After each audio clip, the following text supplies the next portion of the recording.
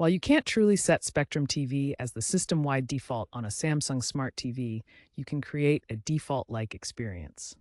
This involves two main steps: creating a home screen shortcut for quick access and enabling auto launch. For the home screen shortcut, navigate to the Smart Hub, find the Spectrum TV app, and select Add to Home. This pins the app to your home screen for easy access. To enable auto launch, go to Settings, General, System Manager, Power on Behavior. Set this to Last Used App.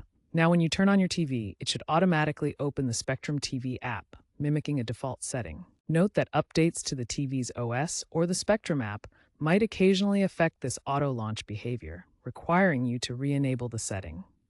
If auto launch isn't working, ensure both your Samsung TV's Tizen OS and the Spectrum TV app are updated to the latest versions.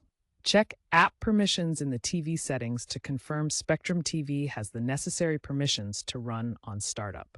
For older TV models, the Power on Behavior setting might not be available.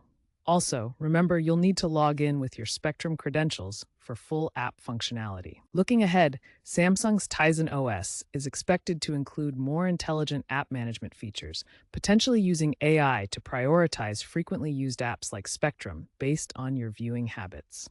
Keep an eye out for updates that might offer zero-click experiences, where voice commands or other integrations can launch Spectrum TV automatically. For now, the Home Shortcut and Auto Launch workaround provides a functional way to prioritize Spectrum TV on your Samsung TV.